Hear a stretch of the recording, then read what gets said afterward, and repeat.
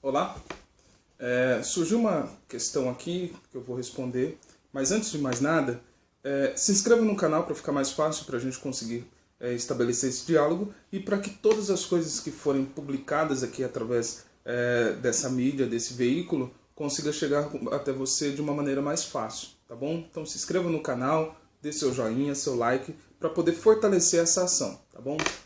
Uma outra questão é tão difícil a gente ter contato com materiais que possam trazer um ambiente de formação teológica e um ambiente de instrução para a nossa vida no Evangelho. Então aproveita e fortaleça essa obra para que a gente consiga fazer mais ações. Então eu já estou falando novamente, se inscreva no canal, dê seu joia e compartilhe para que mais pessoas tenham contato com essa ação, tá bom? Surgiu uma questão hoje a respeito do jejum.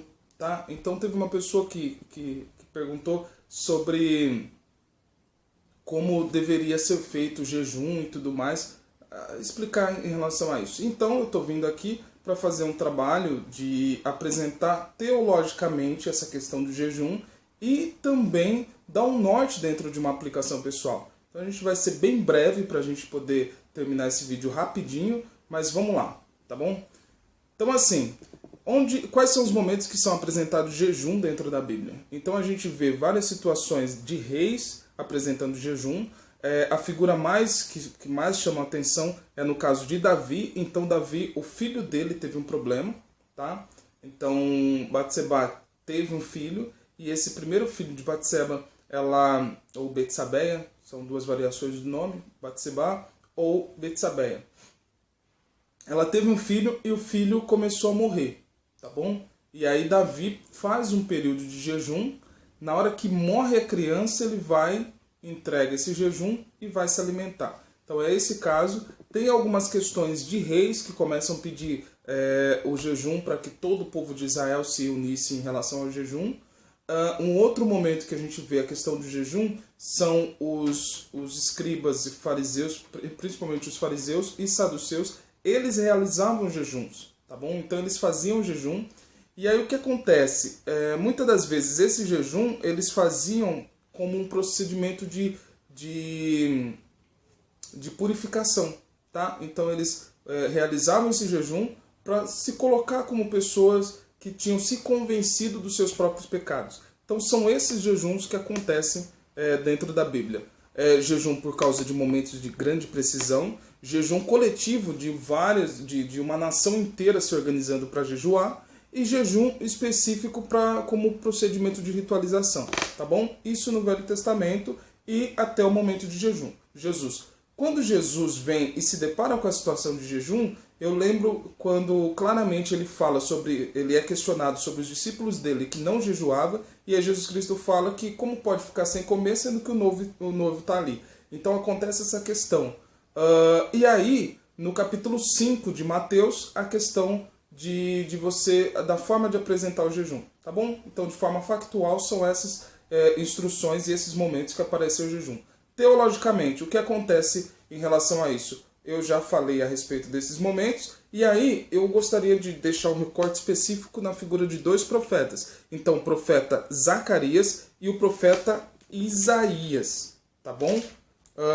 No texto de Isaías, especificamente no Isaías capítulo 58 e também no livro de Zacarias, no capítulo 7 de Zacarias, nessas duas questões é apresentado o jejum de uma outra forma, tá bom? Então nessas duas situações o que acontece? O povo de Israel estava realizando muitos jejuns, porém eles não estavam aplicando uma vida de justiça e uma vida de amor. Então eles não se compadeciam com o problema das pessoas, fazia tudo sem pensar na necessidade do próximo e tudo mais, e realizavam o jejum acreditando que estava se purificando e que iam receber uma resposta de Deus, tá bom? E aí esses dois profetas apresentam essa relação do que? Primeiro, o seu irmão está passando necessidade, e aí você faz o jejum, deixa de comer, mas deixa o seu irmão também sem comer. Ele faz um jejum, entre aspas, obrigado, e você faz por seu bel prazer. Isso não é o ideal. Então, quando a gente olha nessa estrutura do Zacarias e de Isaías, o que somos convidados a fazer? Primeiro, se compadecer da necessidade do próximo. Então, se o seu irmão está precisando de alguma coisa, está precisando de alimento, não vai fazer jejum. convida ele para comer na tua casa, que é muito melhor, tá bom? Convida uma pessoa para poder se alimentar junto com você. Cuidado para não chamar qualquer pessoa para dentro da tua casa, tá bom? Mas faça com que o seu ato seja um ato de partilha, tá bom? Quando a gente vai no livro de Zacarias, o que acontece no livro de Zacarias? Para eles fazerem o jejum, para sentirem na pele a necessidade do outro. Então, quantas pessoas tá passando necessidade, quantas pessoas não têm nem comida para comer, e aí, por fim, nós fazemos o jejum para poder sentir na pele o que essas pessoas vivem. Agora, se você faz jejum a vida inteira e não sentiu na pele o que o outro está vivendo, e ainda não se compadeceu dentro da necessidade do outro, por favor, está precisando de um coração melhor aí dentro. Tá bom? Então, em relação ao ato de jejum apresentado pelos dois profetas é o quê? Antes de pedir a bênção de Deus, abençoe o seu próximo e abençoe o seu irmão. Tá bom? E sinta na tua pele as dificuldades que o outro está tendo. Tenha uma postura de equidade. Tá bom? Então, em relação a isso, quando a gente vê a figura de Jesus falando no capítulo 7, no capítulo 5, 6... de Mateus, tá? Então no capítulo 6 de Mateus, no capítulo 6, versículo 16, Jesus Cristo está falando de uma outra situação de jejum, tá? Que casa totalmente com aquilo. Então, a respeito do procedimento, do ato do jejum, o que Mateus está falando?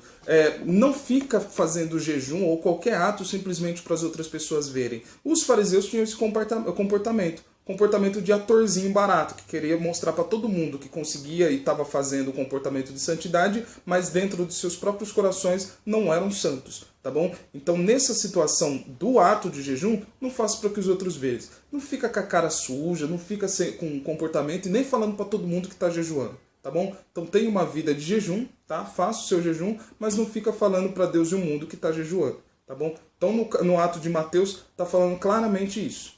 Tá? Então, o que a gente aprende com o jejum? Devemos jejuar? Sim, devemos jejuar. Primeiro, para reconhecer os nossos pecados.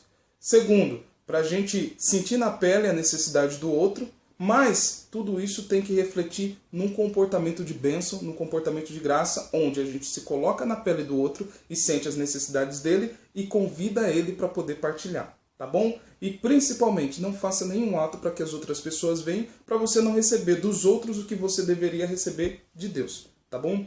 Então é essa a questão. Uma outra situação é quando a gente tem esse comportamento de bênção para o próximo, esse comportamento de ajudar o próximo e de amor ao próximo, não existe ações metafísicas que podem nos parar. Ou seja, quando os discípulos de Jesus não conseguiram fazer um ato de exorcismo, Jesus Cristo fala para eles claramente, essa casta de demônio, ou seja, essa casta destruidora só sai com jejum e oração. Então faça o seu jejum, porque com certeza você vai conseguir ter um relacionamento melhor com Deus, vai ter uma vida melhor em santidade, porque você vai ter um comportamento de amor ao próximo e vai sentir na pele o que o seu irmão está vivendo e vai ajudar seu irmão. E mais, quando você estiver dentro do seu procedimento de culto, você vai conseguir ter algumas manifestações espirituais lá dentro que vai mostrar o seu relacionamento com Deus. E por último, para a gente terminar, entenda uma coisa. Quando você faz o jejum, o seu corpo, biologicamente, o seu corpo tem uma postura melhor. Cientificamente é comprovado que esse tempo que a gente dá para o nosso corpo, ele passa por um processo de purificação interna. Então, da mesma forma que a Bíblia nos ensina e nos instrui fazer jejum, a própria ciência comprova que é muito bom jejuar. É uma coisa muito legal. Então faça esse jejum. E aí mais, por fim, né? Devemos jejuar o dia inteiro sem comer? Devemos comer só uma coisa ou outra? Não importa. O que importa é o quê? Entra num comportamento de jejum, vendo a necessidade do seu próximo e mais, tem esse período de você sentir na pele a necessidade do seu irmão. Agora, se vai ser um jejum total, se vai ser um jejum parcial, se vai ser vários dias ou se não vai ser algumas horas, aí é você e Deus. É o seu relacionamento e o seu propósito com Deus. Mas não fica fazendo um comportamento de sacrifício, tá? Sem antes ter uma vida, um sentimento de amor a Deus. Tá bom? Eu espero que eu tenha explicado, tá? E mais, terminando esse canal, terminando essa exposição, vem aqui, se inscreva no canal, tá? Compartilha e dê o seu like aqui no vídeo, porque você vai ajudar essa ação que com certeza está edificando a sua vida e pode edificar muito mais pessoas, tá bom? Graça e paz.